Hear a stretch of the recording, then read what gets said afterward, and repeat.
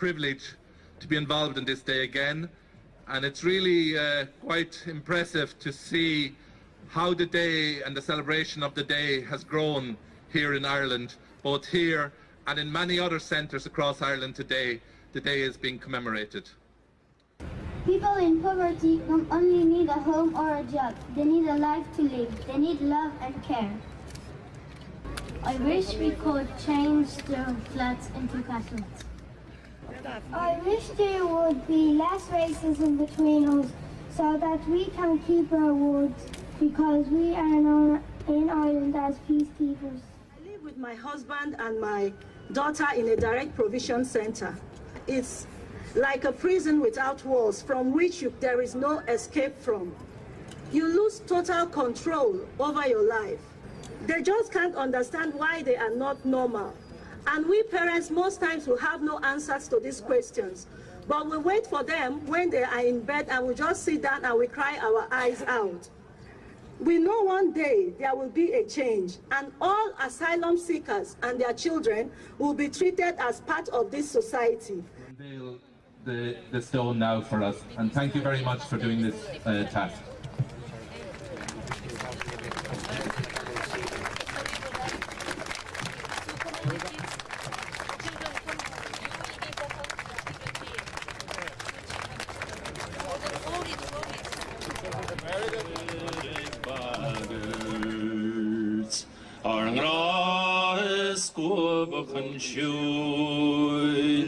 Isn't Shingar God doing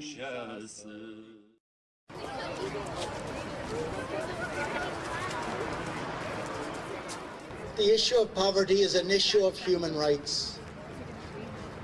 And today particularly we allow those who have experienced poverty or homelessness in one form or another, we allow them to speak for themselves. Whenever men and women are condemned to live in poverty, human rights are violated. To come together to ensure that these rights are respected is our solemn duty. Thomas Rzazinski. It's good to write down your feelings. It clears the head, and if you bottle them up, you can break down. I think that young people should have looked up to someone. For me, it's my mum and sister. I help a group called Acorn. I do fundraisers so we can go on trips with people with mental health problems. We also have meetings. It's important to have a place where we can talk about mental health and give each other support.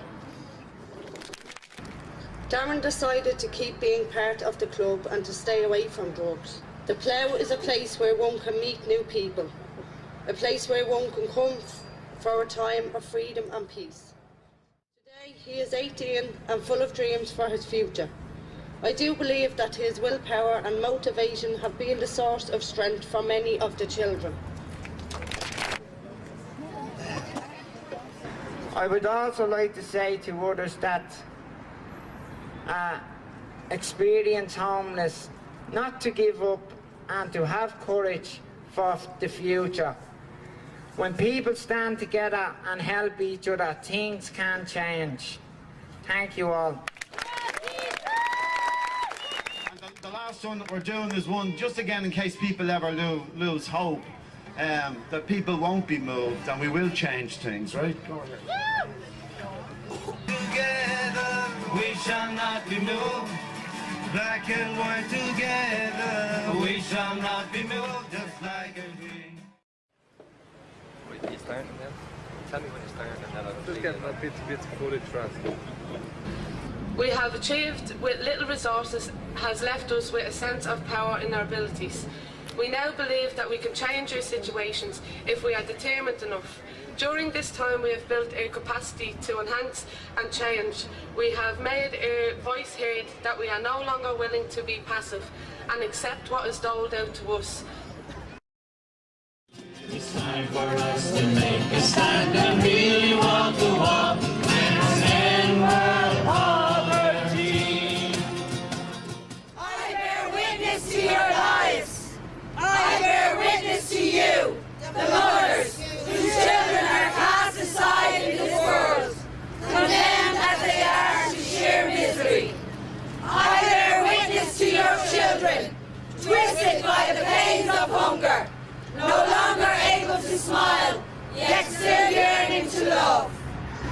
The STAR project in Ballymun gave me a lot of hope. They didn't walk in front of me in case I couldn't follow.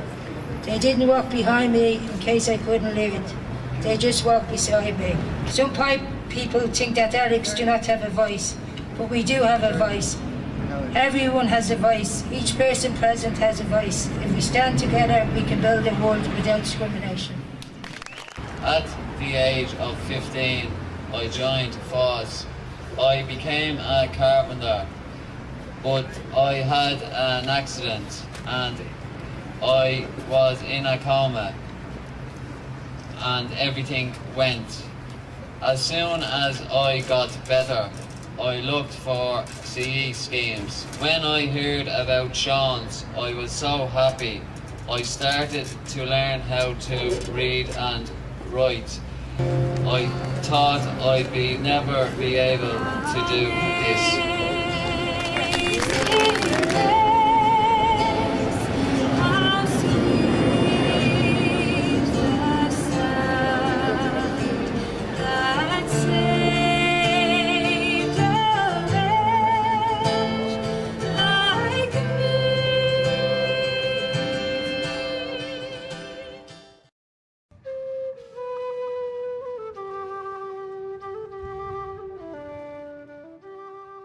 We come together on this day, the UN Day for the Eradication of Poverty, to bear witness and to remember of the inequities of the time past and the injustice that still persists, to lend our voices against the continuing poverty that still exists in this modern world. As we bear witness, we remember, and standing here in this place of remembrance, we make a pledge to strive for a future where no one is left behind. Whatever our problems takes us to hell and back, we do still have feelings. And we have the right to live with respect. Our humanity can never be taken away from us. Well done.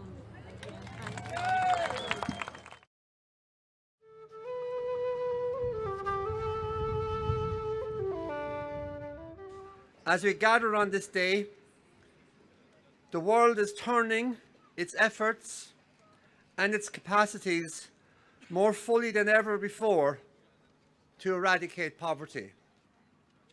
I've come to know that I and you have human rights because we are human. We are supposed to live a life of dignity and respect, and yet all we want is an adequate home, which is a basic human right. It is man-made and it can be overcome and eradicated by the actions of human beings. So where do we go? Where do we begin? Just to reflect on what we just heard for a moment, I think we did hear issues of poverty, isolation, loneliness and the lack of support. But what we also heard was spirit, strength, determination, power, creativity. And that's what we're here to celebrate today. We're here to remember the struggle, but we're here to remember how we overcome that struggle. And that is so important. And the testimonies we just heard really point to overcoming that struggle. And that's really important for us here today. So thank you very much. It is important to get beyond alleviating poverty. It's important to eliminate poverty. And you can't eliminate poverty until you examine your economic policies, the connection between those policies and ethics and ecology and sustainability. My own situation is I'm living in a hotel with my 3 kids and my partner. Can't cook for the kids, you can't do anything for them. So by the looks of it, I'll be like this for a long, long time, yeah. We're here before the Liffey and we're going to have singing and we're going to have music, we're going to have people giving real testimonies for real lives. We're also going to have some launching of boats, 17 global goal boats of hope.